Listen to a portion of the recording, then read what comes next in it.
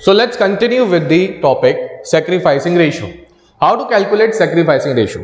ये हम सबने देखा कि भाई जब नया पार्टनर आता है तो पुराने पार्टनर्स को कुछ अपना पार्ट सेक्रीफाइस करना पड़ता है. तो सेक्रीफाइस रेशियो को कैलकुलेट करने का एक बहुत छोटा सा सिंपल सा फॉर्मूला है which is OPSR, that is old profit sharing ratio minus new profit sharing ratio. Already आपको क्वेश्चन में यहाँ पर गिवन होंगे या कुछ केसेस में आपको उसको कैलकुलेट करने को भी बताया जा सकता है. तो आपको कुछ नहीं करना, ओल्ड प्रॉफिट शेयरिंग रेशियो लेना है, उसमें से नए प्रॉफिट शेयरिंग रेशियो को माइनस कर देना है. तो आपके पास आ जाएगा कि कितना पार्टनर्स ने सेक्रीफाइस किया है. Right, moving to our next topic, valuation of goodwill.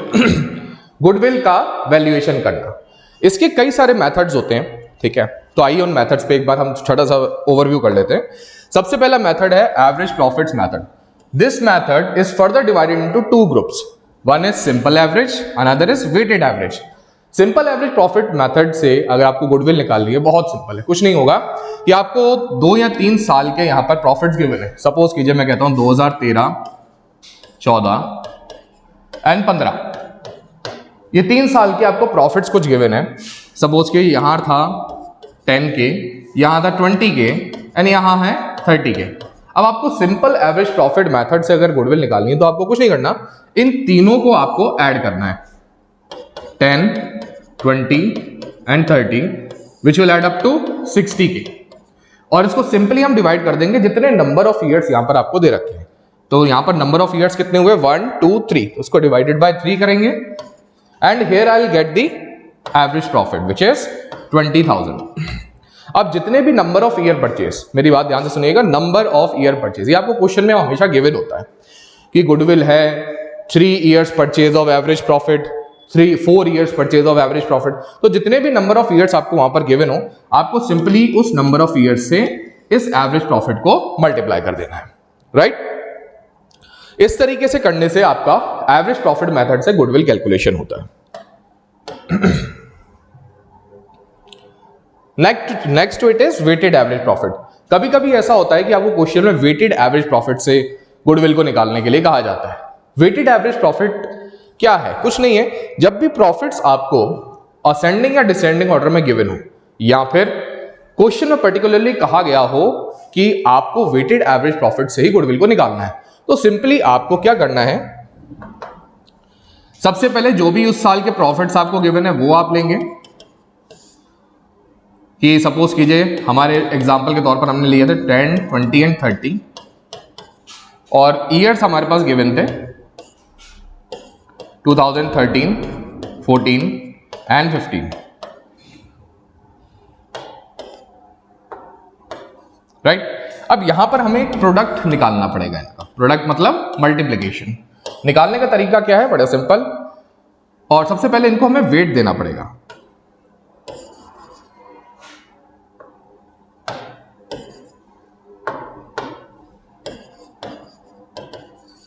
Weighted average profit है तो वेट तो देना ही पड़ेगा ना भाई. अब फाइनली हम निकालेंगे यहां पर इनका प्रोडक्ट. वेट्स कैसे दिए जाते हैं, तो सबसे पुराना जो साल है उसे वेट 1 दिया जाएगा, उससे आगे वाले को 2 एंड देन 3. अब हमें इनका मल्टीप्लीकेशन लेना है. सो 10 into 1 will be 10,000, 20 into 2 will be 40, 30 into 3 90,000. Simply इनका सम अप करेंगे. So 9 plus 4 plus 10, 1,40,000.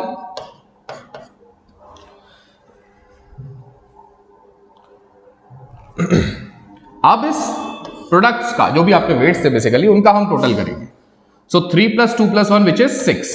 Now अब मुझे अगर वेटेड एवरेज प्रॉफिट निकालना है तो हम क्या करेंगे कि सिंपली 1,40,000 से हमें 6 को डिवाइड कर देंगे. तो जितना भी x जो भी अमाउंट हमारा आएगा that will be the weighted average, right? और जितने नंबर ऑफ ईयर परचेज हमें गिवन हो क्वेश्चन में, सिंपली हमको उस नंबर ऑफ ईयर परचेज से इसको मल्टीप्लाई कर देना है. Right, so this was the method for weighted average profit. Generally question में इन्हीं दोनों तरीके से गुडविल निकालने को दिया जाता है. इसके बाद आता है सुपर प्रॉफिट्स मेथड. देखिए सुपर प्रॉफिट्स क्या होते हैं. सपोज कीजिए आपने कोई भी एक नई फर्म स्टार्ट करी. अब ऑन एन एवरेज अगर उसी तरीके की फर्म में हम बात करें तो कितना एवरेज प्रॉफिट जो है बाकी के लोग कमाते हैं वो हमें देखना है. सपोज कीजिए हमने आज टेबल मैन्युफैक्चरिंग इंडस्ट्री स्टार्ट करी, ठीक है, तो एक साल में जनरली जो प्रॉफिट कमाया जाता है वो है सपोज कीजिए 50 लाख रुपीस का, जो नॉर्मल फर्म्स कमा लेती हैं। आपकी फर्म ने इस साल कमाया 70 लाख रुपीस। क्वेश्चन में वहां पर आपको साफ साफ दिखाया दिया गया होगा कि भाई आपकी फर्म का जो एक्चुअल प्रॉफिट है that is 70 lakh rupees which you have gained this year. आपको अगर सुपर प्रॉफिट निकालना है, सुपर प्रॉफिट क्या होगा कि जितना नॉर्मल प्रॉफिट से ऊपर या फिर अबव आपने कमाया, that is your super profit, right. So in this case एक छोटा सा फॉर्मूला निकल के आता है which is actual average profit minus जितना नॉर्मल प्रॉफिट हो, उसको माइनस करके आप निकाल सकते हैं क्या, सुपर प्रॉफिट्स मेथड से गुडविल को, राइट। इसमें भी फर्दर आपको कुछ पार्ट्स देखने को मिलेंगे। जैसे सबसे पहला पार्ट आपको देखने को मिल रहा है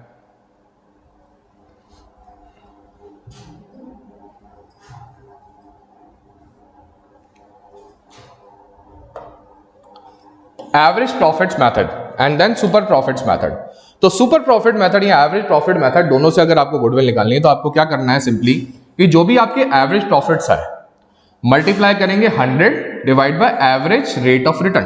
एवरेज रेट ऑफ रिटर्न को आप नॉर्मल रेट ऑफ रिटर्न भी कहते हैं। नॉर्मल रेट ऑफ रिटर्न यानी ऑन एन एवरेज इस तरीके के बिजनेस में कितना परसेंट प्रॉफिट्स कमाए जाते हैं on our capital invested. Then we have super profits method. अगर इस तरीके से आपको निकालना हो तो आप कैसे निकालेंगे, कैपिटलाइजेशन मेथड से, कि simply super profits multiplied by 100 divide by NRR. तो कैपिटलाइजेशन मेथड जब भी इससे हमें गुडविल निकालनी हो तो हमारे पास फर्दर दो फॉर्मूलाज कौन कौन से है, average profit method and then super profits method. Average profits method निकालने के लिए क्या करना है, सबसे पहले आपको जितना भी आपका कैपिटलाइज्ड एवरेज प्रॉफिट है, राइट, उसको कैलकुलेट करना पड़ेगा which is average profits multiplied by 100 upon NRR. और वहीं अगर सुपर प्रॉफिट्स मेथड से आपको निकालना है तो आप क्या करेंगे, सबसे पहले super profits multiplied by 100 upon NRR, right. तो इस तरीके से अपन गुडविल का वैल्यूएशन यहां पर कर सकते हैं। Moving to our next topic which is adjustments of accumulated profits and losses.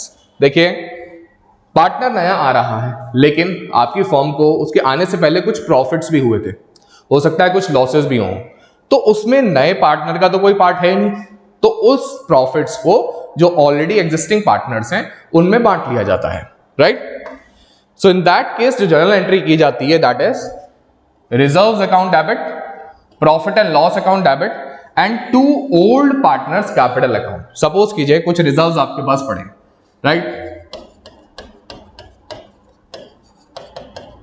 Reserve पड़े सपोज कीजिए 50,000 रुपीज के और आपको इसको डिस्ट्रीब्यूट करना है। तो सिंपली आप क्या करेंगे, जो भी आपके एग्जिस्टिंग पार्टनर हैं, A is capital account and then B is capital account, इनके जो प्री डिसाइडेड रेशो है, सपोज कीजिए वो रेशो था ओल्ड वाला 1:1, तो 25,000 इनको दिया जाएगा एंड 25,000 हम बी को दे देंगे,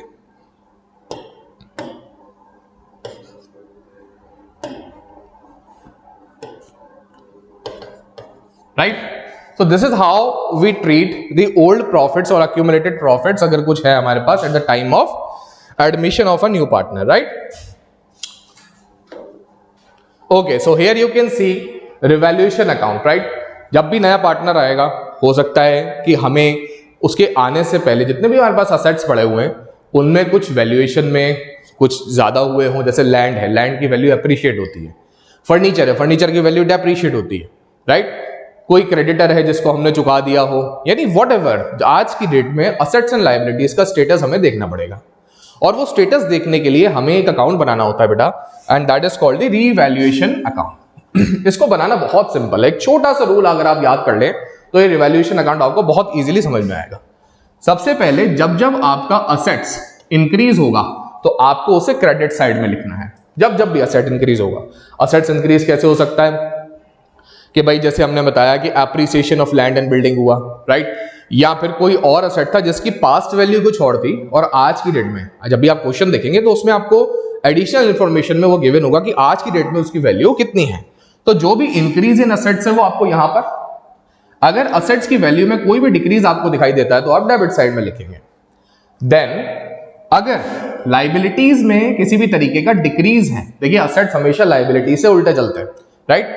तो जब हमने सिंपली असेट्स का इंक्रीज यहां पर रिकॉर्ड किया तो लाइबिलिटीज का क्या रिकॉर्ड करेंगे, डिक्रीज, राइट। और लाइबिलिटीज अगर इंक्रीज होती हैं तो हम यहां पर लिखेंगे। अगेन देन इसके बाद जितना भी हमारा प्रॉफिट्स हुए इनको अपोर्शन करके यहां पर पहले हम इसका टोटल करेंगे। देन जितनी भी कंसर्न लाइबिलिटी में जो इंक्रीज हुआ है या असेट्स डिक्रीज होकर के जो भी अमाउंट आया उसको हम यहां पर लिखेंगे। अगर हमारा बैलेंसिंग फिगर, जो मैं आपको ऑलरेडी बता चुका हूं, अगर हमारा बैलेंसिंग फिगर यहां की साइड में आ रहा है, राइट, डेबिट साइड में, तो उसे कहते हैं हम प्रॉफिट ऑन रिवैल्यूएशन। और profit on revaluation old partners के द्वारा कमाया गया था। तो जब ओल्ड पार्टनर्स के द्वारा कमाया गया था तो ऑब्वियसली उन्हें बांटा भी किस में जाएगा, पुराने पार्टनर्स में, नॉट द एग्जिस्टिंग वन। और रेशियो क्या रहेगा, obviously old profit sharing ratio, right. Same case में अगर आपको कोई लॉस गिवन है, राइट, से सपोज यहां पर अगर आप देख रहे हैं अपोर्शन करके आपको लॉस गिवन है, बैलेंसिंग फिगर में आपको लॉस आ गया साहब, तो आप क्या करेंगे, यहां पर जो भी पार्टनर्स का लॉस है उनको प्री डिसाइडेड रेशियो में उसे डिस्ट्रीब्यूट आप कर देंगे, right.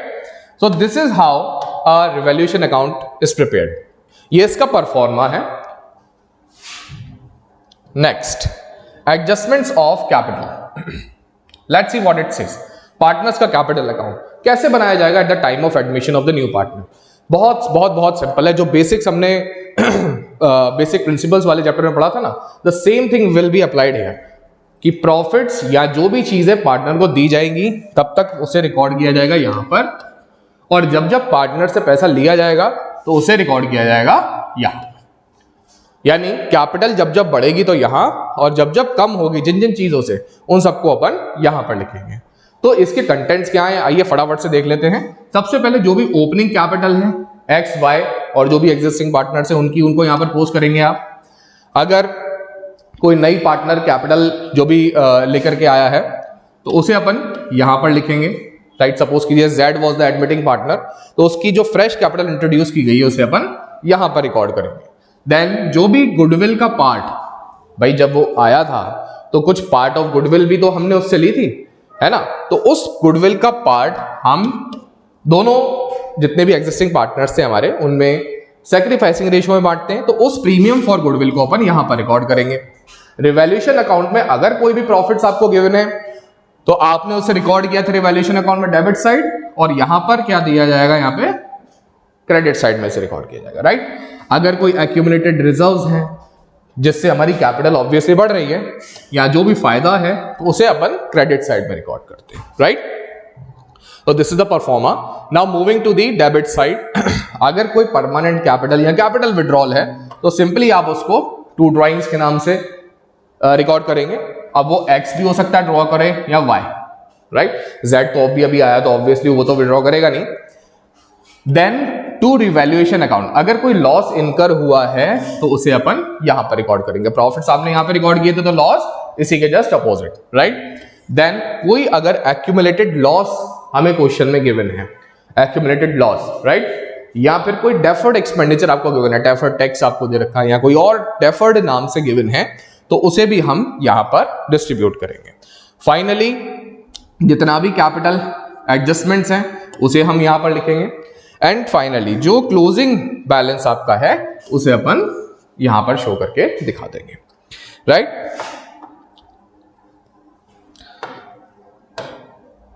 So this is how the capital account of the partner is made at the time of admission of the new partner. Moving to our next topic, तो capital of the new partner is given। देखिए कभी कभी क्या होता है, adjustment of capital ऐसे भी किया जाता है कि नया पार्टनर आया, सपोज कीजिए वो 50,000 कैपिटल लाया और उसका जो शेयर था वो था 1/5 का, राइट। सपोज कीजिए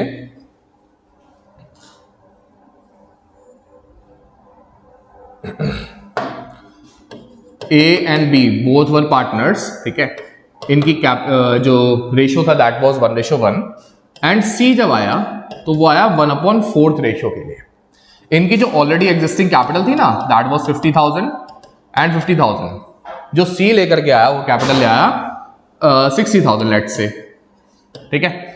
अब हमने कहा कि जो नया एग्जिस्टिंग पार्टनर थे ना, उन्होंने एडजस्ट करी कैपिटल को नए पार्टनर के कैपिटल के हिसाब से। तो इसका मतलब क्या होता है कि जो हमारा नया पार्टनर है, जितनी वो कैपिटल लेकर के आया है, right, multiplied by reciprocal of its ratio which is 2,40,000, यानी हमारी फर्म की जो एक्चुअल कैपिटल होनी चाहिए वो कितनी होनी चाहिए, 2,40,000। अब अगर हम देखें ए और बी की न्यू कैपिटल वो कितनी होनी चाहिए, तो उसके लिए हमें क्या करना पड़ेगा, पहले इनका नया प्रॉफिट शेयरिंग रेशियो निकालना पड़ेगा। जितना भी इनका नया प्रॉफिट शेयरिंग रेशियो आएगा उसके हिसाब से इनकी कैपिटल कितनी बनती है। फॉर एग्जाम्पल मैं कहता हूं इनकी कैपिटल ए की बनती है 70,000 रुपीज और बी की कैपिटल बनती है 40,000 रुपीज, राइट। अब इनका देखेंगे कि इनकी ऑलरेडी इन्वेस्टेड कैपिटल बिजनेस में कितनी है। सो ए की ऑलरेडी इन्वेस्टेड कैपिटल है 50,000 rupees which is very less than the required amount। तो कितना डिफरेंस आ रहा है इसमें, 20,000 रुपीज का, राइट। और जो बी है हमारा, बी की ऑलरेडी इन्वेस्टेड कैपिटल है 50,000, लेकिन एक्चुअल में कैपिटल होनी कितनी चाहिए, 40,000। तो बी क्या कहेगा, मेरी तो ऑलरेडी इन्वेस्टेड कैपिटल ज्यादा है, तो चलिए मुझे 10,000 यहां से विड्रॉ करना पड़ेंगे। तो यहां पर जो बी है, that partner will withdraw the amount 10,000 rupees from its capital account. जब भी कैपिटल विड्रॉ होगी तो हम उसको लिखेंगे डेबिट साइड में, और जब जब कैपिटल को इंट्रोड्यूस किया जाएगा तो उसे हम क्रेडिट साइड में रिकॉर्ड करते हैं हमारे पार्टनर्स कैपिटल अकाउंट में, right. So this is the case. Now ये था आपका एडमिशन के बहुत बहुत बहुत इंपॉर्टेंट चीजें जो हमने क्विक रिवीजन लिया है। इसमें डिटेल के लिए हम आगे भी वीडियो पोस्ट करते रहेंगे। Now moving to our next chapter which is retirement and death of the partner. ये अकेला चैप्टर इतने मार्क्स का है, कितने, 10 मार्क्स का, 10 ह्यूज मार्क्स का एक अकेला चैप्टर, राइट। इसमें हम क्या क्या चीजें देखने वाले हैं। सबसे पहला, ascertaining the amount due to retiring or deceased partner, then NPSR, gaining, treatment of goodwill, adjustment of revaluation of assets and liabilities, then adjustment of accumulated profits and losses, disposal of amount due to retiring partner, adjustment of partner's capital account and death of the partner, right। तो one by one हम इनको पढ़ते जाएंगे। सबसे पहले जब भी कोई नया पार्टनर आया था तब कैसे उसकी अकाउंटिंग करते हैं वो हम ऑलरेडी देख चुके हैं। अगर कोई पार्टनर रिटायर हो रहा है, सपोज कीजिए 4 पार्टनर्स थे ए बी सी और डी, इनमें से डी ने सोचा कि आज मुझे यहां से रिटायर होना है, तो eight the time of retirement वो क्या क्या चीजें लेकर के जाएगा। तो देखिए, सबसे पहला credit balance of his capital account, कि जो भी उसका कैपिटल अकाउंट का बैलेंस पड़ा हुआ है ना, वो पहले तो वो विड्रॉ कर लेगा।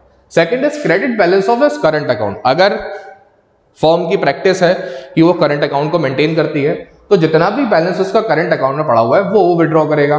Then third it is partner share of goodwill, जितना भी उसका गुडविल का शेयर बनता है ना, जो हमने ऑलरेडी अपोर्शन किया होगा, उसको वो लेकर के जाएगा। Then his share of accrued profits और रिजर्व्स, कि आज तक उसके रहते हुए जितने भी रिजर्व्स हमने क्रिएट किए उनमें से उसका पार्ट कितना बनता है रिटायरिंग पार्टनर का।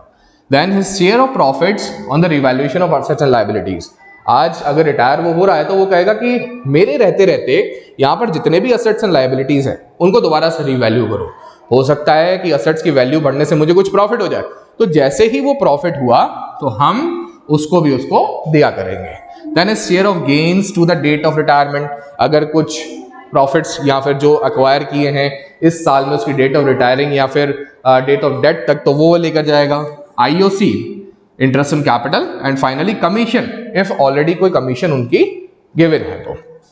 नाउ सबसे पहले हमारा इसमें आने वाला है new profit sharing ratio. New profit sharing ratio निकालना बहुत सिंपल है ऐसे केसेस में। सपोज कीजिए 3 यहां पर हमारे पास पार्टनर्स थे A B C, राइट, और इनका रेशियो ये हुआ करता था। क्वेश्चन में आपको गिवन है कि भाई C जो है ना, C ये रिटायर हो रहे हैं, तो अब जो भी प्रॉफिट होगा वो बाकी के पार्टनर से बटा करेगा। तो जब C रिटायर हो रहे हैं तो C को हमने ऐसे क्रॉस कर दिया सिंपली। पहले रेशियो जो था वो था that was 1:3, 1/3 and 1/3, and after the retirement of this person, this partner, जो रेशियो रह जाएगा वो क्या रह जाएगा, 1:1, विच इज 1/2 एंड 1/2, क्योंकि वो अब तो चला गया ना भाई, तो उसका पार्टनर का हम रेशो जो है वो निकाल देंगे। नाउ गेनिंग रेशियो यानी देखिए, जैसा अभी अभी आपने देखा कि सपोज कीजिए यहां पर ये एक पिज्जा आपको गिवन है, ठीक है, और इस पिज्जा को खाने वाले कितने लोग थे? 4 partners, A, B, C and D। ये पिज्जा ना होकर के हम इसको P फॉर पिज्जा या फिर P फॉर प्रॉफिट्स भी लिख सकते हैं।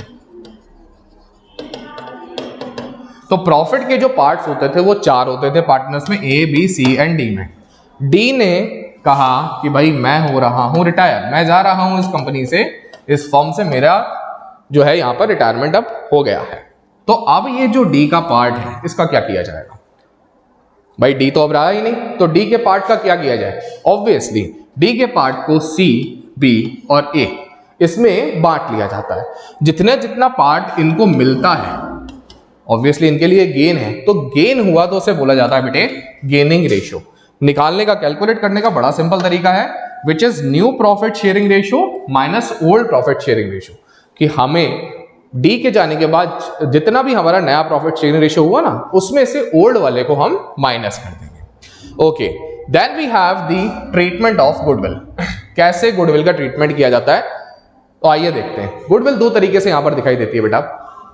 अगर गुडविल ऑलरेडी आपको बुक्स में गिवन है, अगर आपको गुडविल एग्जिस्टिंगली बुक्स में नहीं दे रखी है, तो दोनों केसेस में आप क्या करेंगे, किस तरीके से इसको कैलकुलेट किया जाता है, आइए देखते हैं। राइट, सबसे पहले all partners capital account to goodwill account, goodwill written off in the old profit sharing ratio, कि भाई A, B और C 3 पार्टनर्स हुआ करते थे, 1:1:1।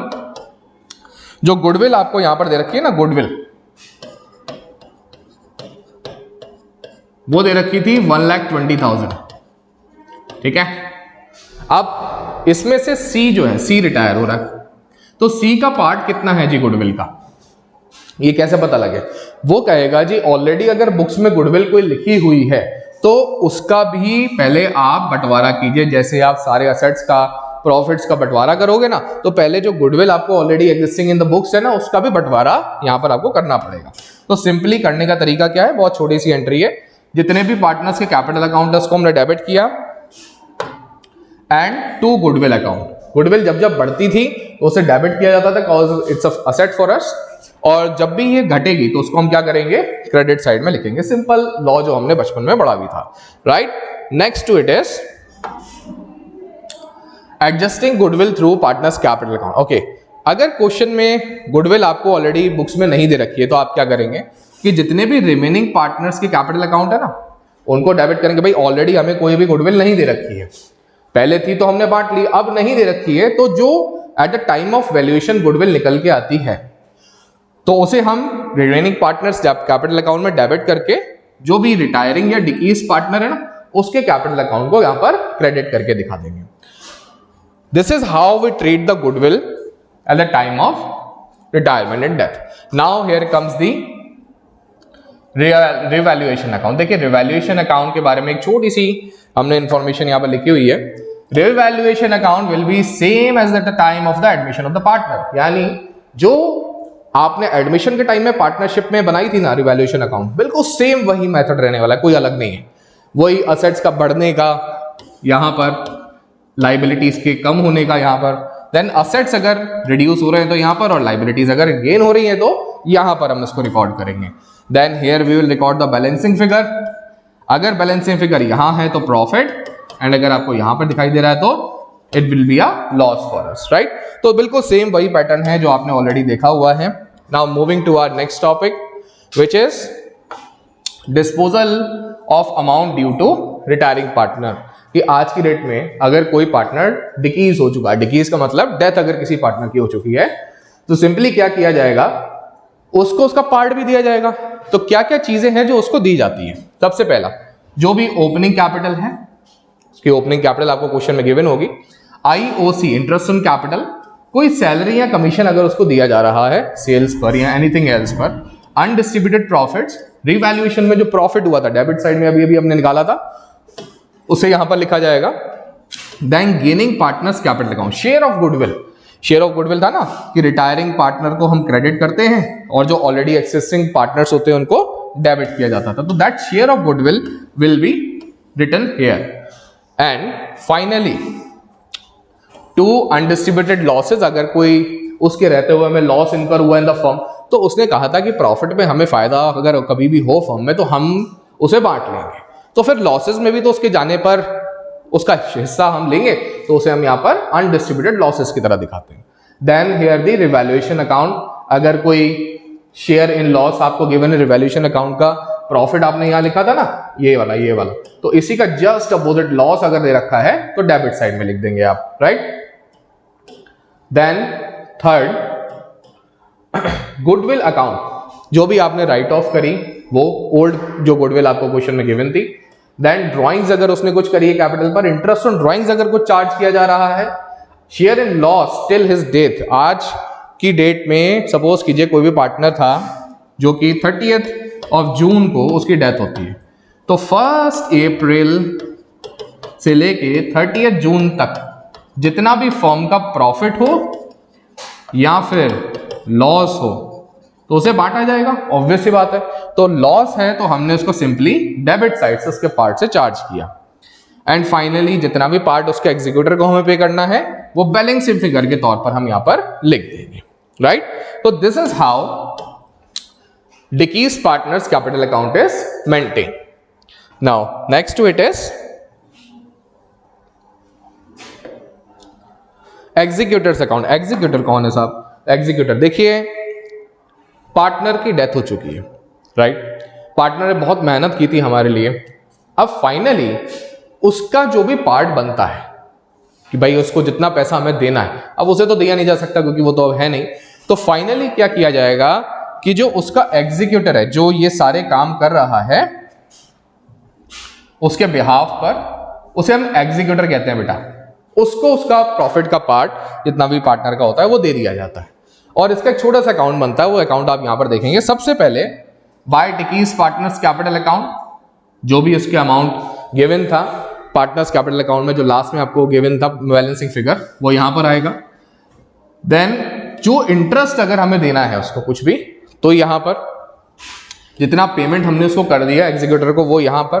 एंड अगर सपोज कीजिए टोटल 1 लाख रुपीज बनता था, 60,000 रुपीज हम पे कर चुके हैं एंड 40,000 इज स्टिल लेफ्ट, तो ये 40,000 जो है ना उसको हम लोन अकाउंट में ट्रांसफर कर देंगे, जो कि आपको यहां पर दिखाई देगा टू एग्जीक्यूटर्स लोन अकाउंट के नाम से, ठीक है जी।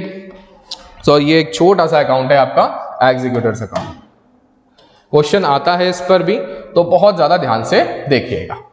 सो एक छोटा सा क्वेश्चन यहां पर आपके लिए गिवन है। Amarinder, Mahendra and Joginder are partners in a firm.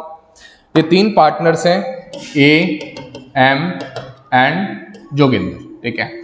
Mahendra retires from the firm, इसमें से महेंद्र जो है वो रिटायर हो चुका है एंड उसके रिटायरमेंट के डेट पर 60,000 रुपीज उसको पेएबल है। कितना? 60,000 रुपीज।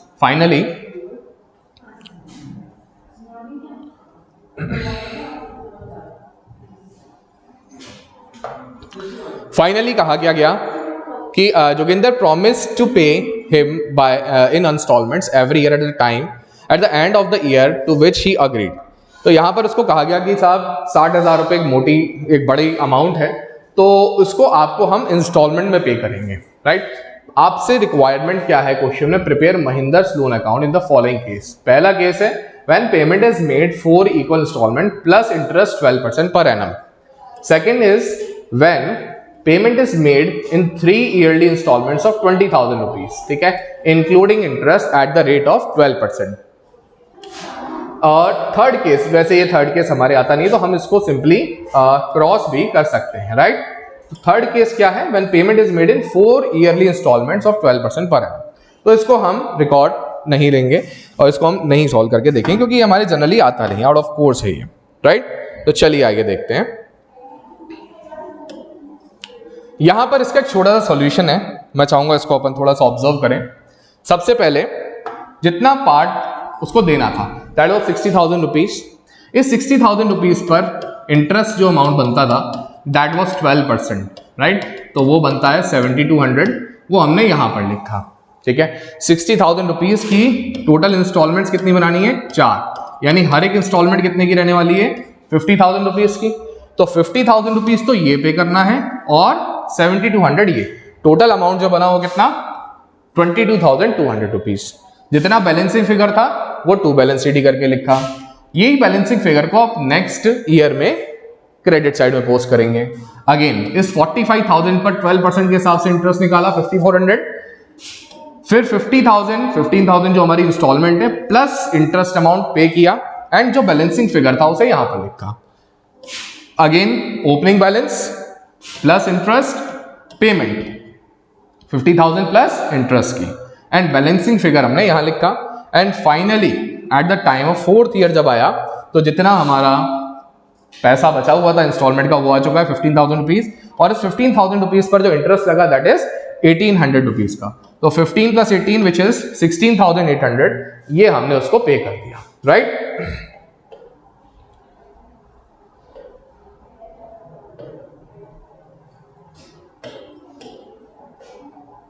हियर यहां पर आपको सेकंड यहां पर जो उसका मेथड था वो दिखाई दे रहा है। When payment is made when payment is made in 3 yearly installments of 20,000 each including interest। उसने कहा कि मैं 3 साल में ये पेमेंट चुका दूंगा और 20,000 इंस्टॉलमेंट हर साल में देने वाला हूं। तो हमने कहा जी ठीक है, और इस 20,000 रुपए में ही जितना भी इंटरेस्ट बनता है ना वो आपको यहां पर लिखना होगा। तो सिंपली पहले साल जो लिखा गया 60,000 payable amount, right, then interest which is 7,200। तो पहले साल की पेमेंट हमने कितनी करनी थी, 20,000 रुपए।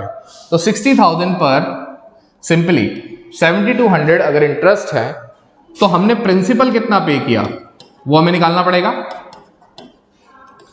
राइट, 60,000 पर, और जितना भी आउटस्टैंडिंग, अच्छा ये, और 20,000 रुपए आपका जो आप ऑलरेडी पे कर चुके हो। तो जो भी आपका बैलेंसिंग फिगर है दैट इज 47,200 रुपीज। इसी बैलेंसिंग फिगर को आप यहां पर पोस्ट करके बताने वाले हैं, right. 47,200 this is the amount. अब इस ईयर की जो हमारी इंस्टॉलमेंट रहने वाली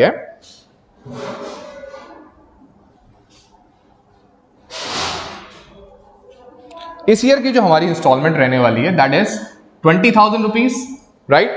इसी 20,000 रुपीज पर जो हमारा इंटरेस्ट इस ईयर का रिकॉर्ड हुआ है वो कितना है, 5,664 rupees.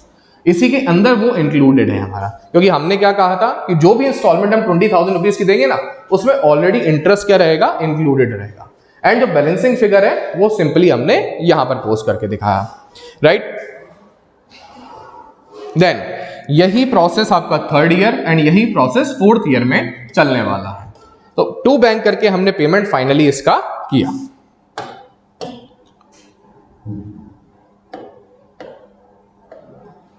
Okay, now this was the 3rd case जो अभी हमारे कोर्स से एक्सक्लूडेड है। तो हम चल सकते हैं हमारे नेक्स्ट टॉपिक पर which is the accounting for share capital. This only topic covers your 10 marks. हमेशा इसमें से एक बड़ा क्वेश्चन, लेंथी क्वेश्चन, अच्छा वाला, हाई वेटेज वाला जरूर आता है। तो क्या क्या चीजें इस चैप्टर में पढ़ने वाले हैं, आइए वन बाय वन हम इसमें सम अप करते हैं। सबसे पहले हम देखेंगे टाइप्स ऑफ शेयर कैपिटल, कितने तरीके की शेयर कैपिटल होती है। देखिए सबसे पहले होती है ऑथराइज्ड कैपिटल। इन सबको पढ़ने से पहले हम ये जानना चाहेंगे आपसे कि वास्तविकता में शेयर्स का मतलब क्या होता है। देखिए शेयर्स बेसिकली कंपनी को समय समय पर रिक्वायरमेंट रहती है पैसों की। एक तरीका था पार्टनरशिप फॉर्म अगर है तो वो नए पार्टनर को एडमिट करेंगे और वो एक नई फ्रेश कैपिटल लेकर के आएगा। लेकिन तब क्या हो, जब कंपनी एक कंपनी है, बेसिकली फॉर्म ना होकर के, पार्टनरशिप फॉर्म ना होकर के एक कंपनी है, राइट। सो पब्लिक कंपनी जिसे हम बोलते हैं, इन दैट केस अगर उसे कैपिटल, एडिशनल कैपिटल चाहिए तो वो सिंपली क्या कर सकता है, शेयर्स को इशू कर सकता है। शेयर्स को इशू करने का तरीका क्या होता है, it's kind of just a piece of paper, right. Paper दिया, बदले में पैसा लिया, और शेयर होल्डर को ये एश्योरिटी दी जाती है कि जितना पैसा आपने हमारी कंपनी में लगाया ना, आप हमारी कंपनी के एक मेंबर बन चुके हैं। जब भी कंपनी को जो भी प्रॉफिट होगा तो हम उस प्रॉफिट में से आपको कुछ पार्ट एज डिविडेंड जरूर देंगे, राइट। आज की डेट में शेयर्स का फिजिकल फॉर्म खत्म कर दिया गया है, इसको डीमैटेरियलाइजेशन कहा जाता है बेटा, राइट। तो हम सबसे पहले इसी कैपिटल में पढ़ने वाले हैं कैपिटल कितने तरीके की शेयर कैपिटल जो है। तो सबसे पहले इसमें आती है ऑथराइज्ड कैपिटल, देखिए कंपनी अपनी लाइफ टाइम में जितने तक के मैक्सिमम शेयर्स इशू कर सकती है, जितने रुपीस तक के, सपोज करो 10 crore, 20 crore, 15 crore, what ever the amount it is, वो अमाउंट आपका ऑथराइज्ड कैपिटल कहलाता है। ये जो भी अमाउंट होगा ना बेटा, ये मेमोरेंडम ऑफ एसोसिएशन में लिखा हुआ होता है। मेमोरेंडम ऑफ एसोसिएशन क्या होता है अभी सब बताया हमें कि भाई जितने भी रूल्स रेगुलेशंस हमारी कंपनी को गवर्न करने वाले हैं वो सारे हमें लिखे हुए होंगे मेमोरेंडम ऑफ एसोसिएशन में। सेकंड आती है इशूड कैपिटल। हो सकता है कि आपकी authorised capital that was 20 crore rupees और 50 करोड़ रुपीस, लेकिन आपने इस साल में जो इशू की हैं shares that was only for 2 crore और 1 करोड़ और 50 लाख, तो जितने भी रुपीस की शेयर्स आप इशू करते हैं that comes under issued capital. Then third part is subscribe capital. देखिए जरूरी नहीं है कि आप जितने के शेयर्स इशू करते हो वो सारे के सारे सब्सक्राइब भी कर लिए जाएं। तो इशूड में से देखिए सबसे पहले क्या आया, ए,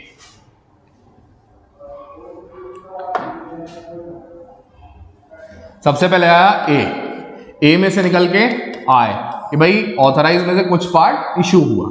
अब इशूड में से भी कुछ पार्ट आपका क्या किया गया, सब्सक्राइब किया गया, राइट।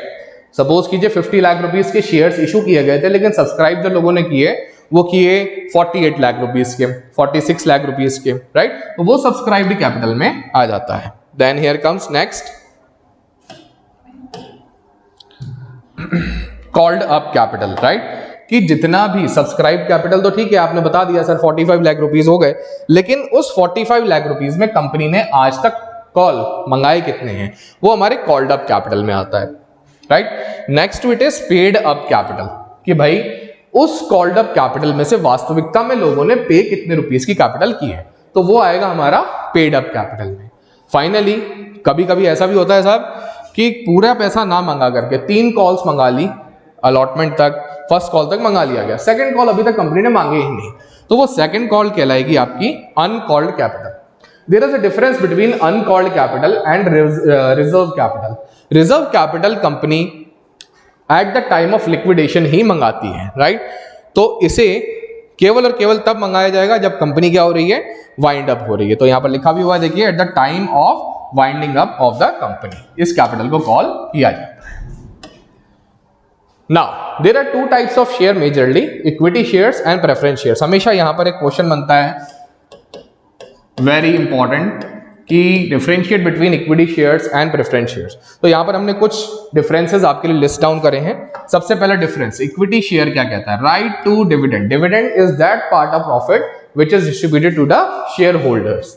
तो प्रेफरेंस शेयर्स ये वो लोग होते हैं जिन्हें इक्विटी शेयर होल्डर से पहले डिविडेंड दिया जाता है। इनका नाम ही क्या है, प्रेफरेंस, कि भाई आपको पैसे दिए जाएंगे, पहले दिए जाएंगे और आपके बाद जो पैसा बचेगा ना वो इक्विटी शेयर होल्डर्स को दिया जाता है।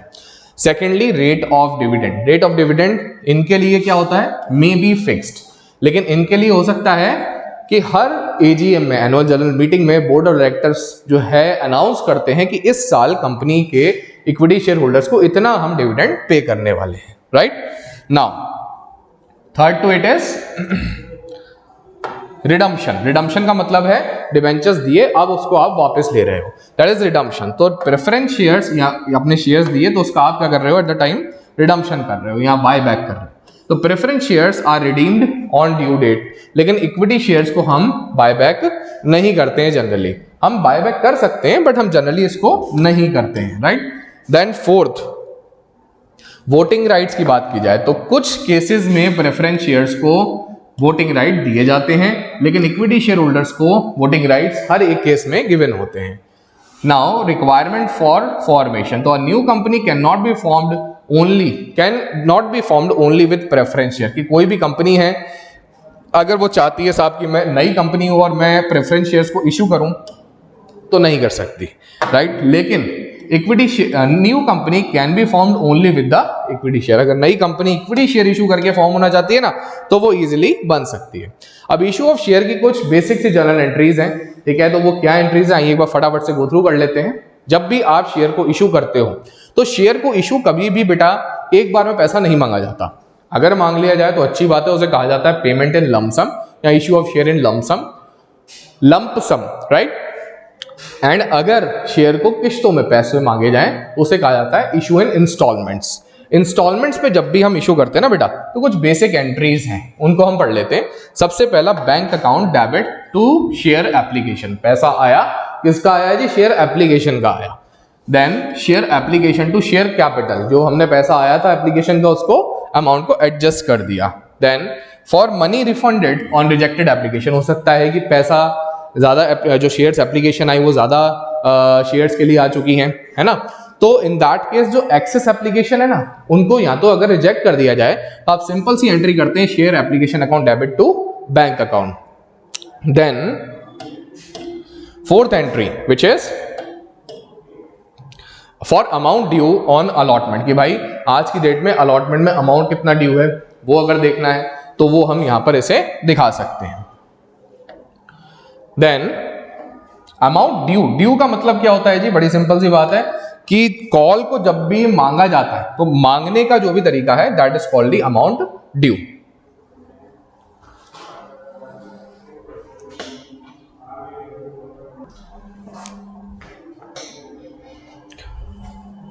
Next to it is simply हम देखें तो कि for receipts on allotment money, अगर अलॉटमेंट मनी हमें रिसीव हुआ है तो सिंपली हम क्या करेंगे कि पैसा बैंक अकाउंट में आया है तो बैंक अकाउंट को हम करेंगे debit, and to share allotment account, कि भाई अलॉटमेंट का जितना भी पैसा हमारे पास आया था ना उसको हमने simply to share allotment account में लिख दिया।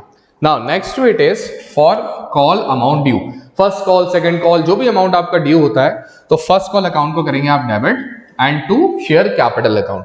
On the receipt bank account को डेबिट किया जाएगा एंड फाइनली शेयर जो भी हमारा कॉल अकाउंट था उसको क्रेडिट करके हम दिखाएंगे। Calls in arrear, calls in arrear very simple, कि भाई सिंपल सी भाषा में हम कहें तो कॉल्स इन अरियर क्या होता है? कॉल्स इन अरियर का मतलब आपने कुछ पैसा मांगा था, राइट, लेकिन due to some reason, suppose कीजिए आपने अलॉटमेंट पर जो पैसा मांगा है दैट इज 50,000 रुपीज, लेकिन कुछ शेयर होल्डर्स थे जिन्होंने पैसा नहीं दिया, तो आपको पैसा जो रिसीव हुआ वो कम हुआ है। तो कॉल्स इन अरियर इन्हीं का नाम होता है कि जो भी शेयर होल्डर आपको पैसा पेमेंट नहीं देगा है उसको अपन कॉल्स इन अरियर अकाउंट में लिखते हैं। देखिए ये एक लॉस है तो इसे हमेशा डेबिट किया जाएगा। इसी का उल्टा होता है बेटा calls in advance, simply calls in advance. कुछ ऐसे भी शेयर होल्डर्स होते हैं वो कहते हैं साहब कि हमारे पैसे बार बार हम क्या देंगे, तो आप एक ही समय पर पैसा लेकर के हमारा जो है वो हिसाब किताब कीजिए, तो आगे की कॉल्स के भी पैसे वो पहले की कॉल के साथ में ही देते हैं। सपोज करो किसी शेयर होल्डर ने फर्स्ट कॉल का पैसा पहले दे दिया, किसी ने सेकंड कॉल का पैसा पहले दे दिया, तो उसे कॉल्स इन एडवांस में लिखा जाता है। तो ये हमारे लिए हमेशा इनकम है तो इसे हम क्रेडिट साइड में दिखाते हैं, क्रेडिट जर्नल एंट्री में हम इसको करके बताएंगे। नाउ तो कुछ केसेस ऐसे भी होते हैं जब एप्लीकेशंस आपको ज्यादा रिसीव हो जाती हैं, जितने आपने शेयर्स इशू करने हैं ना उससे भी कहीं ज्यादा एप्लीकेशंस आपको रिसीव हो गई। इन दैट केस जो भी कहा जाता है इसको, उसे कहते हैं ओवर सब्सक्रिप्शन, राइट। इस केस में तीन चीजें हो सकती हैं, या तो जो भी एक्सेस एप्लीकेशन है उनको आपने रिजेक्ट कर दिया, या फिर जितनी एक्सेस एप्लीकेशंस थी उनको प्रो रेटा अलॉटमेंट किया कि सपोज कीजिए 50,000 शेयर्स की एप्लीकेशन आई और आपके पास शेयर्स है केवल और केवल 40,000 रुपीज, तो उन 50,000 शेयर्स की एप्लीकेशन को आप 40,000 शेयर्स प्रोवाइड कर देंगे, दैट इज 5:1 में आप उनको शेयर जो है वो देंगे साहब।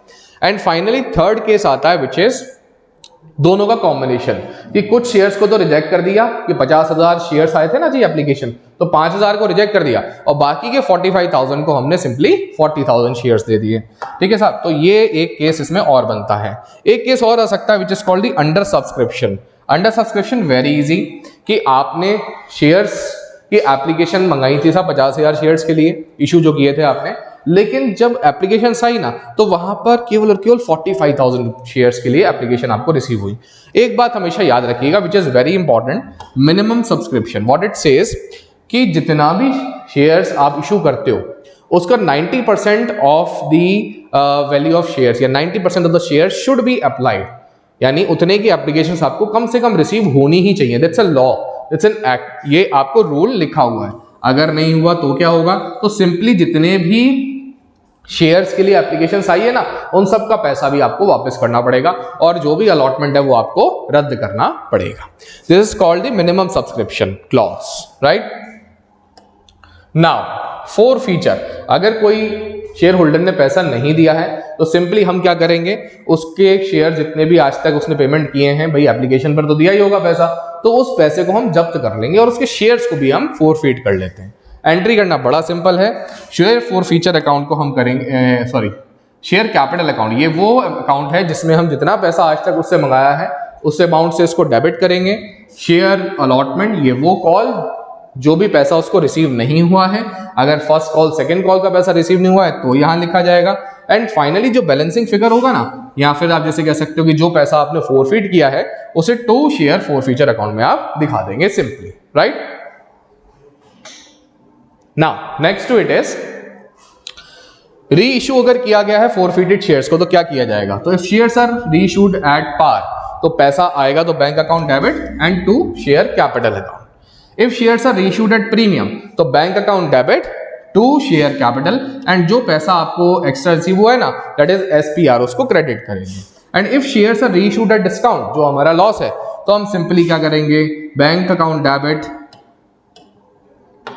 जितना पैसा हमारे बैंक में आया टू शेयर कैपिटल, जितना उस शेयर की वास्तविकता में फेस वैल्यू थी, सपोज कीजिए 80 यहाँ पर, 100 यहाँ पर, और जो डिस्काउंट आपने दिया ना, सपोज कीजिए 20 रुपीज, वो आप शेयर फोरफीचर अकाउंट से चार्ज करने वाले हैं। सिंपल। नाउ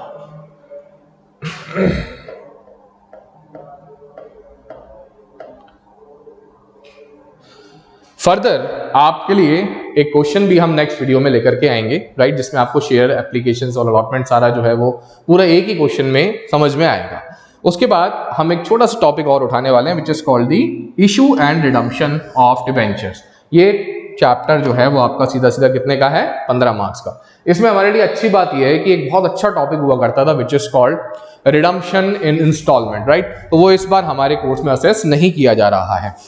सो इसमें हम पढ़ने वाले हैं कैसे हम डिबेंचर्स को इशू करते हैं, कैसे रिडीम करते हैं, राइट, उन सब के बारे में इंफॉर्मेशन आपको यहाँ पे मिलने वाली है। सबसे पहले बात करते हैं कि डिबेंचर्स कितने तरीके के होते हैं, राइट। तो डिबेंचर्स को मेनली हम 8 पार्ट्स में डिवाइड करते हैं। डिबेंचर्स एक्चुअली में एक लोन की तरह ट्रीट किया जाता है फॉर द कंपनी। जैसे आप किसी इंस्टीट्यूशन से, फाइनेंशियल इंस्टीट्यूशन से लोन लेते हैं ना, जस्ट लाइक दैट डिबेंचर्स को इशू करके बदले में पैसे लिए जाते हैं, राइट। तो डिबेंचर्स को 8 पार्ट्स में बांटा गया है। सबसे पहला है secured debentures and unsecured debentures. देखिए, डिबेंचर तो एक सिंपल पेपर है, पेपर आपको दिया, बदले में आपसे पैसा लिया। अब एज अ डिबेंचर होल्डर आप कंपनी पर ट्रस्ट कैसे करोगे भाई, कि कल को कंपनी ने इंटरेस्ट आपको नहीं दिया तो आप क्या कर सकते हैं। तो इन दैट केस कुछ शेयर डिबेंचर होल्डर्स डिबेंचर्स के साथ में कुछ असेट्स को भी मोर्टगेज करते हैं, है ना। तो अगर वो मोर्टगेज असेट्स हैं या चार्ज ऑन असेट्स है तो उन्हें हम कहते हैं सिक्योर डिबेंचर्स। की कल को इंटरेस्ट नहीं पे किया तो साहब हम क्या करेंगे, इस असेट को बेच करके अपने इंटरेस्ट को वसूल लेंगे। एंड फाइनली कुछ डिबेंचर्स ऐसे हैं जिनके अगेंस्ट में ऐसा कुछ भी मोर्टगेज वैल्यू नहीं होती, जिन्हें हम अनसिक्योर डिबेंचर्स कह देते हैं। Now third to it is redeemable debentures. देखिए, ये वो डिबेंचर्स होते हैं जिन्हें एक समय के बाद में हम रिडीम कर लेते हैं। रिडीम का मतलब बहुत सिंपल है कि डिबेंचर आज आपको दिया, 5 साल 10 साल बाद आपसे वापस ले लिया जाएगा और जो प्रिंसिपल वैल्यू थी ना वो आपको वापस कर दी जाएगी। एंड इफ इररिडीमेबल डिबेंचर्स, ये स्पेशल तरीके के डिबेंचर्स है बेटा, जिन्हें केवल और केवल रिडीम किया जाता है at the time of liquidation of the company, right. Then we have the convertible debentures. ये वो डिबेंचर्स है जिन्हें एक समय के बाद में शेयर्स में कन्वर्ट किया जा सकता है, राइट। अगर आपको लगता है साहब कि आपकी कंपनी के डिबेंचर लिए हमने, लेकिन आपकी कंपनी के इक्विटी शेयर होल्डर्स जो हैं वो ज्यादा फायदा ले रहे हैं, तो आप कुछ नहीं, आपको कोई समस्या वाली बात नहीं है। आप सिंपली, आपके अगर डिबेंचर्स कैटेगरी कौन सी है, कन्वर्टेबल, तो आप अपने डिबेंचर्स को दे करके बदले में उतने ही वैल्यू के इक्विटी शेयर्स ले सकते हैं। And finally if we have non convertible debenture, तो इनको इशू किया जाता है लेकिन इनको आप कन्वर्ट नहीं करा सकते in any case in any shares. Then we have registered and bearer debentures. ये बहुत स्पेशल डिबेंचर्स होते हैं, इनके बारे में पढ़ेंगे। रजिस्टर्ड डिबेंचर्स, अगर आपके पास में ये डिबेंचर है तो कंपनी के पास में आपका नाम, एड्रेस, घर का पता सब कुछ होगा, right. Eight the time of payment of interest आपको वो इंटरेस्ट पेमेंट किया जाएगा। लेकिन यहाँ पर एक बात ध्यान रखने वाली है कि अगर रजिस्टर्ड डिबेंचर्स को आपको किसी एक्स पर्सन से वाई को ट्रांसफर करना है ना, तो उसके लिए एक लंबा प्रोसेस होता है। वाई के पूरे एड्रेस वगैरह सब कंपनी में आपको फिर से अपडेट कराने पड़ते हैं। लेकिन बियरर डिबेंचर्स के केस में ऐसा नहीं होता। बियरर डिबेंचर्स के केस में eight the time of payment of interest, जिसके पास भी इंटरेस्ट का सर्टिफिकेट होगा, यानी एक तरीके से ये कि भाई ये डिबेंचर मेरे पास है साहब, तो मुझे इंटरेस्ट मिलना चाहिए, तो उस पर्सन को ही उस इंटरेस्ट को पे किया जाता है। That is called the bearer debentures, right. Now here comes the next topic which is issue of debentures and over subscription, कि कैसे हमने भाई डिबेंचर्स को इशू किया और साथ साथ अगर कुछ ओवर सब्सक्रिप्शन है तो। यहाँ पर एक बहुत स्पेशल चीज है, तो मैं चाहूंगा कि इसको थोड़ा सा आप गौर से देखें। क्या लिखा है? Entries will remain same as in the case of issue of shares, only share capital account will be replaced by percent debentures account. यानी जब अपन शेयर इशू के केस में जो भी एंट्रीज करते थे ना, तो वहां पर एक अकाउंट अपन ने बार बार देखा था, शेयर कैपिटल अकाउंट।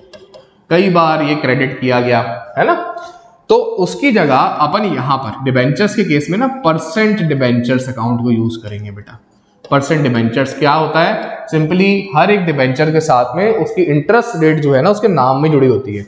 कैसे होगी? 12% डिबेंचर्स अकाउंट, 15% डिबेंचर्स अकाउंट, है ना। तो ऐसे डिबेंचर्स को आप लिखा करते हैं डिबेंचर्स परसेंटेज अकाउंट के नाम से, right. Now issue of debentures, और एक और बात है इसमें important, and share application and further call account will be replaced by percent debentures application and allotment account. यानी अगर मैं एक एग्जांपल के तौर पर देखूं, सपोज कीजिए आज पैसा मुझे रिसीव हुआ एप्लीकेशन का, तो मैं एंट्री क्या करता था? शेयर्स वाले चैप्टर में बैंक अकाउंट को डेबिट करता था to share application account, right, and whatever the amount it was. लेकिन यहां पर हमने क्या सीखा कि शेयर एप्लीकेशन को रिप्लेस कर देना किसके साथ में? परसेंट डिबेंचर्स एप्लीकेशन, या अगर कोई फर्दर कॉल्स आपकी है तो उसके नाम से। यानी अगर डिबेंचर्स के केस में पैसा आएगा ना इशू के टाइम पर, एप्लीकेशन का पैसा, तो आप सिंपली क्या करेंगे? बैंक अकाउंट को debit two percent debentures application account, right. तो आपने देखा छोटा सा डिफरेंस रहा क्या, कि जो शेयर एप्लीकेशन था ना उसकी जगह पर क्या आ गया? Debentures application. ऐसे ही अलॉटमेंट के केस में शेयर अलॉटमेंट होता था, तो अब क्या हो जाएगा? शेयर डिबेंचर्स अलॉटमेंट हो जाएगा। बाकी जो पैटर्न ऑफ एंट्रीज है वो बिल्कुल सेम चलेगा जैसे आपने शेयर्स के केस में पढ़ा था, right. Next it is issue of debentures for consideration other than cash, कि अगर डिबेंचर्स आपने पे किए और कोई आपने सपोज कीजिए XYZ असेट आप परचेस करके लाए हैं, लेकिन आपने असेट्स को परचेस करने में क्या किया कि पैसा ना दे करके या कुछ पैसा दे दिया और बदले में आपने कुछ डिबेंचर्स पे कर दिए, तो आप सिंपली क्या करेंगे? जब जब असेट अकाउंट में आता है, बिजनेस में आता है, तो असेट्स अकाउंट को अपन तो करते हैं डेबिट, और जो भी वेंडर से हम असेट ले रहे हैं ना उस वेंडर के नाम को क्रेडिट कर देंगे।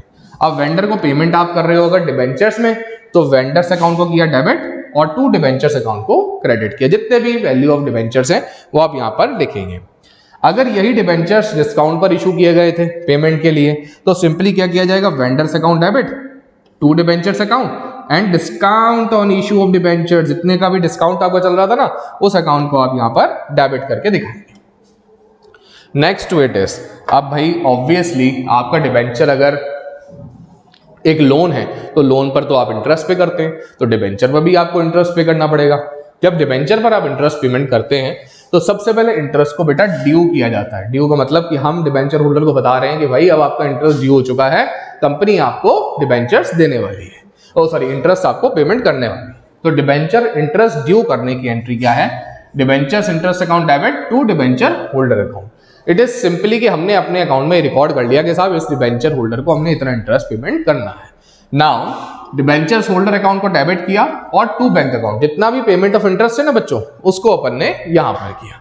फाइनली क्योंकि डिबेंचर इंटरेस्ट ये हमारे लिए खर्चा है साहब, खर्चा है तो इसे चार्ज भी करना चाहिए P&L अकाउंट से, तो उसके लिए हम एक एंट्री करते हैं which is statement of P&L account debit to debentures interest account. यहां पर एक बहुत इंपॉर्टेंट बात है, जरा ध्यान से सुनिएगा।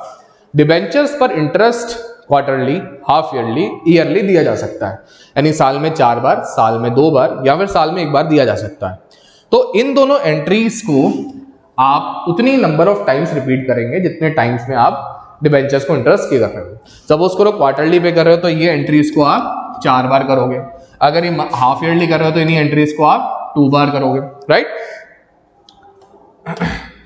लेकिन जो ये P&L अकाउंट वाली एंट्री है ना, देखो P&L अकाउंट क्या है, हम इसको ऐसे याद करते हैं कि बहुत मोटी और बड़ी बुक है, जैसे बार बार ओपन नहीं किया जा सकता। तो साल के अंत में 31 मार्च में केवल एक बार इसमें एंट्री की जाती है।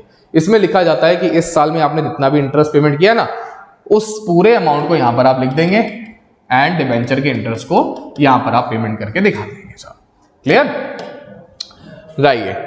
अब चलते हैं अपन सिंपली रिडम्पशन पर कि कैसे फाइनली डिबेंचर्स को रिडीम किया जाता है।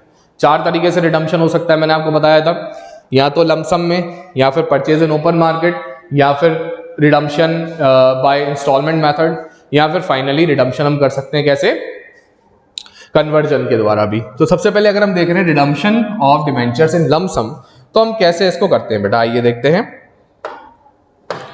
कहते हैं साहब ये वो पैसे का ये या वो मेथड है रिडम्पशन का जिसमें सपोज कीजिए 10 लाख रुपए के डिबेंचर्स को हमको रिडीम करना है।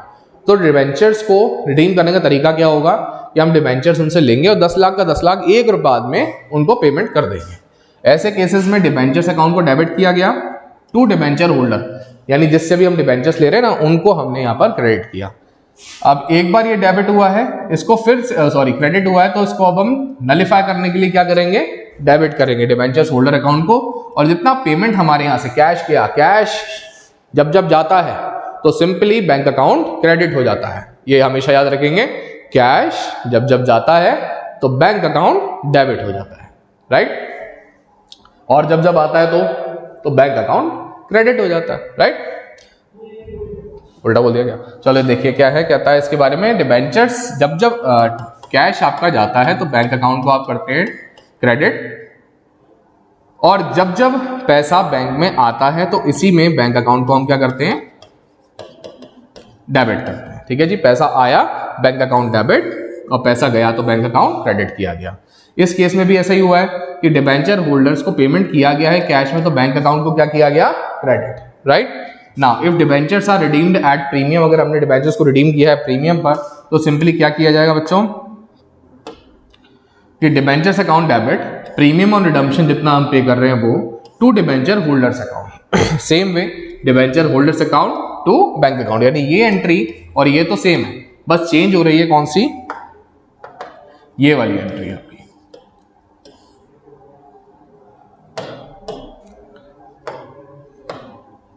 ये एंट्री और ये एंट्री सेम है, चेंज जो हो रही है वो आपकी कौन सी एंट्री बेटे, ये वाली जो इंटरेस्ट या रिडम्पशन की आपकी ड्यू की एंट्री है, right. So let's move to the next one,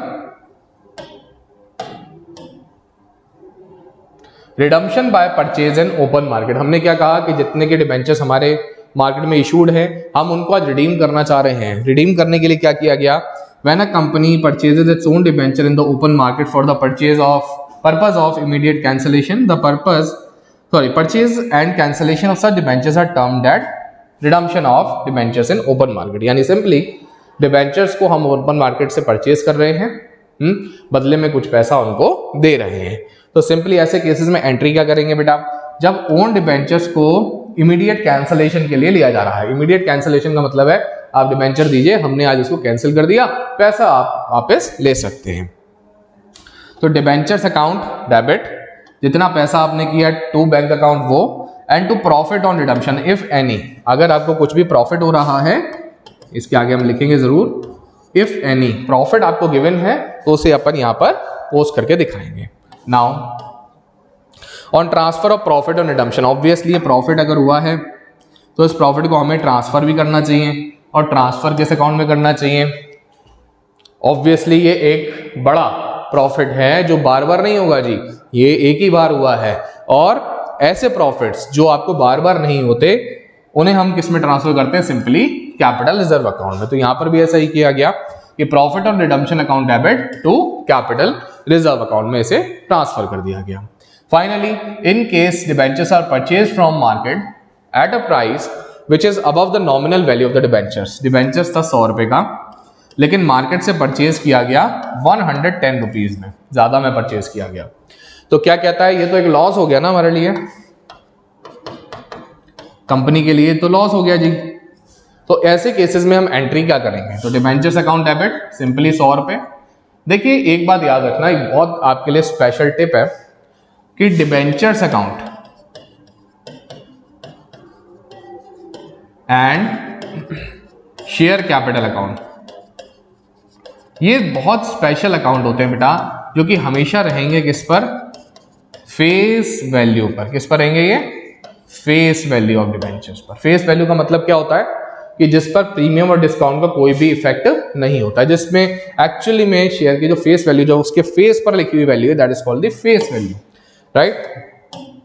next, so issue जब हम कर, रिडम्पशन हम जब कर रहे हैं सिंपली कैसे, लॉस ऑन इशू अगर हमें हुआ है डिबेंचर्स को रिडीम करने पर, ओपन मार्केट से परचेस करने पर, तो हमने क्या किया, debentures account debit, loss on issue of debentures account, and जितना भी बैंक से पैसा गया उसे अपने क्रेडिट कर दिया। फाइनली ये लॉस है, तो प्रॉफिट अगर पीएनएल से हमने प्रॉफिट अगर हमने कैपिटल रिजर्व में ट्रांसफर किया था, तो हम सिंपली इस लॉस को कहां से चार्ज करेंगे, स्टेटमेंट ऑफ पीएनएल अकाउंट से। और एंट्री क्या करने वाले हैं, बहुत सिंपल सी, कि statement of PNL account debit to loss on redemption of debentures account, right. Next, redemption of debentures by conversion. ये बहुत सिंपल है। इसमें क्या करना है कि आपको हमने डिबेंचर्स दिए थे 10 लाख रुपए के, आप डिबेंचर्स दे दीजिए हमें 10 लाख रुपए के, राइट। आपको इसके बदले में हम दे देंगे इक्विटी शेयर्स। डिबेंचर्स लिए, इक्विटी शेयर दिए, डिबेंचर्स लिए, इक्विटी शेयर दिए। तो ऐसे केसेस में कहा जाता है रिडम्पशन बाय कन्वर्जन।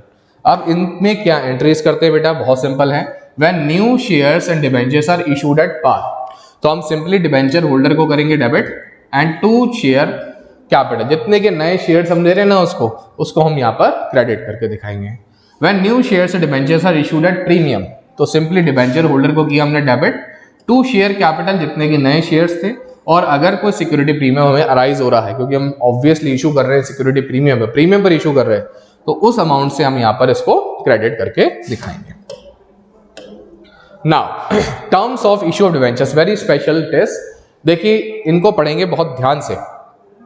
6 टर्म्स, या फिर हम कहें at the time of redemption, एक ऐसा ये लॉस है जो मुझे at the time of issue ही पता होता है, ठीक है, कि भाई आज अगर मैं डिबेंचर्स रिडीम इशू कर रहा हूं, तो ये पेमेंट टर्म्स आपकी पहले से ही डिसाइडेड होती हैं कि रिडम्पशन के समय पर रिडम्पशन कैसे किया जाएगा। इसे आप पार पर रिडीम करोगे, डिस्काउंट पर तो ऑब्वियसली कोई भी रिडीम नहीं कराने के लिए तैयार है। अगर प्रीमियम पर रिडीम कर रहे हो, तो वो आपके लिए जो लॉस अराइज होने वाला है, वो आज at the time of issue ही आपको पता होता है। तो अगर हम चलें by the concept of conservatism, या जैसे हम प्रूडेंस कंसेप्ट भी कहते हैं, तो जितने भी फ्यूचर लॉसेज है वो कंपनी क्या करती है, पहले से ही बुक करके चलती है। और यहां पर भी उसी तरीके का काम हम किया जाएगा। कहते हैं अगर भविष्य में डिबेंचर्स इशू तो पार पर हुए थे, रिडीम भी पार पर कर रहे हो, यानी जब इशू किया था ना बेटे, तो 100 का डिबेंचर था जिसे 100 में ही इशू किया गया था, लेकिन जब रिडीम कर रहे हो ना, तब भी 100 के डिबेंचर को 100 में ही रिडीम कर रहे हो, यानी कोई भी प्रॉफिट नहीं हो रहा, कोई लॉस नहीं हो रहा। तो simple entry bank account debit to debentures account करके हम दिखा देंगे। नेक्स्ट, सेकंड केस आपका बनता है debentures issued at par and redeemable at premium, कि 100 का डिबेंचर था, 100 में इशू किया था, लेकिन जब रिडीम कर रहे हो ना बेटे, तो सिंपली इसी 100 के डिबेंचर को आप 110 रुपए में रिडीम कर रहे हो। ये तो बाबा लॉस होने वाला है आपको, भविष्य में लॉस, घाटा, तो कंपनी पहले ही कॉन्शियस हो जाती है और इस लॉस को आज ही बुक करके चलती है। एंट्री क्या करती है कि bank account debit, loss on issue of debentures account debit, and to debentures account and to premium on redemption of debentures. अगर मैं अमाउंट्स यहां पर पोस्ट करूं, तो सिंपल में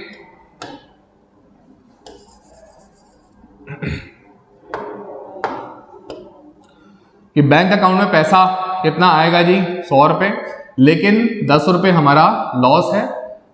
डिबेंचर्स अकाउंट में 100 रुपए, और प्रीमियम हमें रिडम्पशन पे कितना पे करना है, 10 रुपीज। तो इस तरीके से हम इसको करते हैं। थर्ड केस क्या हो सकता है आपका, कि डिबेंचर्स इशू हुए थे प्रीमियम पर एंड रिडीम कर रहे हैं हम इसको पार पर, यानी इशू के टाइम पर जब आपने पैसा लिया था तो 100 का आपने लिया था 110, यहाँ पर तो आपको प्रॉफिट था, और जब आप रिडीम कर रहे हो ना तो 100 रुपये का 100 रुपये ही पेमेंट कर रहे हो, तो ना प्रॉफिट हुआ ना लॉस हुआ at the time of redemption. तो आप सिंपली एंट्री क्या करोगे, bank account debit to debentures to premium on issue of debentures account, right.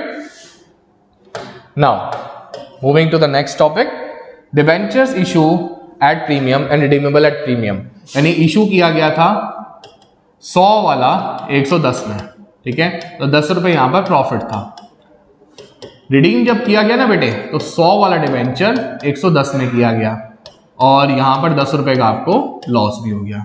ऐसे केसेस में आप कैसे एंट्री करने वाले हैं, तो बैंक अकाउंट में तो सीधा सीधा आप पूरा 100 रुपये लिखने वाले हैं, loss on issue of debentures में 10 रुपये, डिबेंचर्स अकाउंट में पूरा 100 and premium on issue of debentures कितना हो रहा है 10 रुपये। अच्छा यहाँ पर लॉस ऑन इश्यू में आपको कितना हुआ जी, प्रीमियम आपने 10 रुपये में किया, राइट, तो वो आप अमाउंट यहां पर पोस्ट करके दिखाएंगे। Then finally we have fifth case, debenture issued at discount and redeemable at par, कि 100 का डिबेंचर्स जो रिडीम किया गया वो 90 में किया गया, ठीक है, इशू के टाइम पर, तो ये तो 10 रुपए का लॉस हो गया। एंड जब रिडीम किया गया ना बेटे तो सिंपली क्या कह रहे हैं, रिडीमेबल एट पार, 100 का डिबेंचर्स 100 में ही रिडीम कर दिया गया, ठीक है। तो सिंपली बैंक अकाउंट डेबिट 100 रुपए से, सॉरी